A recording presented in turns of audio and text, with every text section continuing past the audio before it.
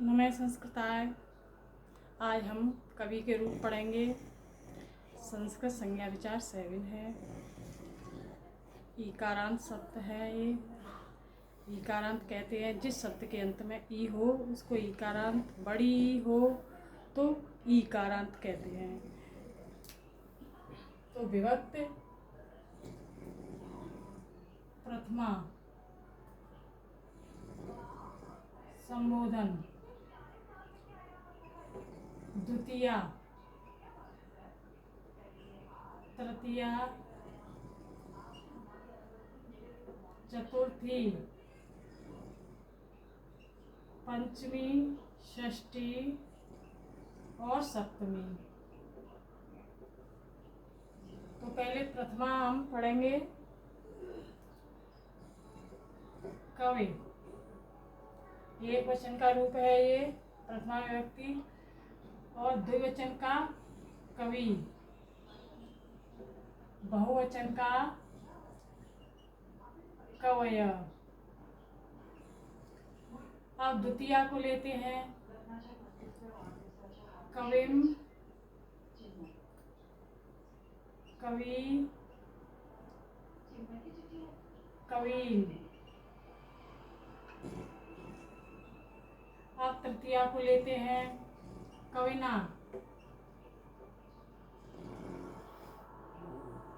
कविभ्याम,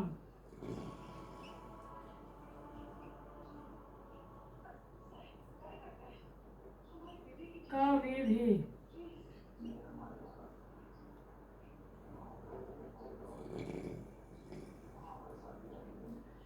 अब चतुर्थी को लेते हैं। कवये, कविभ्याम,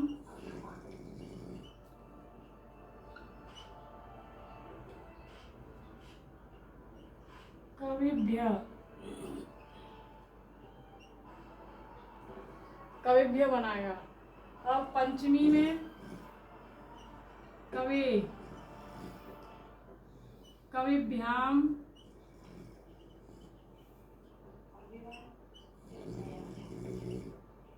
कविभ्यः।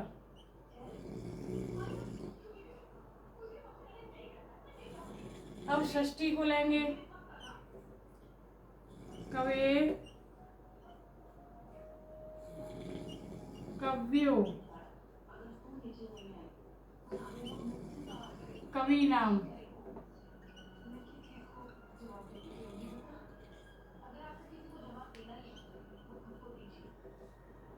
अब सप्तमी को लेंगे।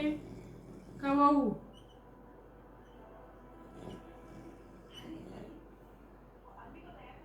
कव्यो,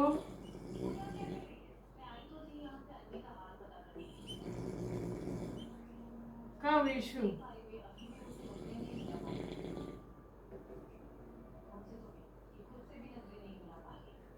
संबोधन है हे कवे, हे कवि, हे कवय।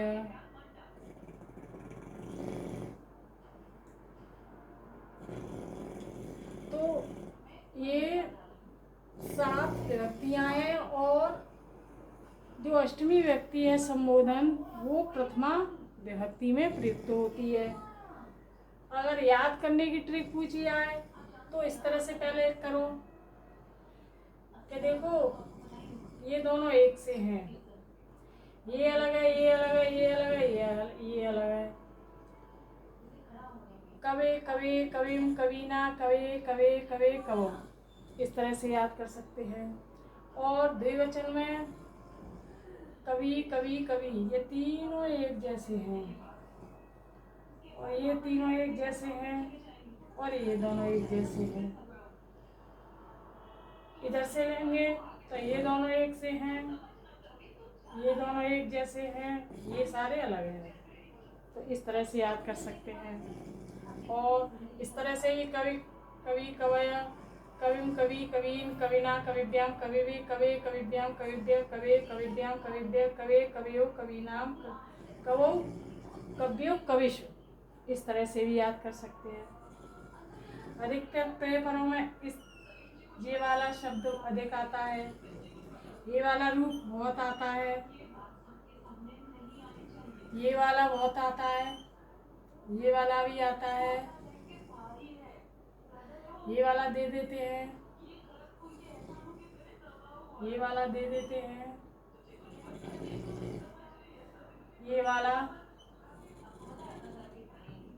कवि नाम,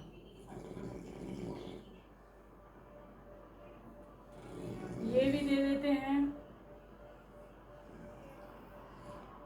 ये भी दे देते हैं। तो कहीं से भी आ सकता है, लेकिन जो आने वाले हैं, जो आ चुके हैं, वो मैंने बताए हैं।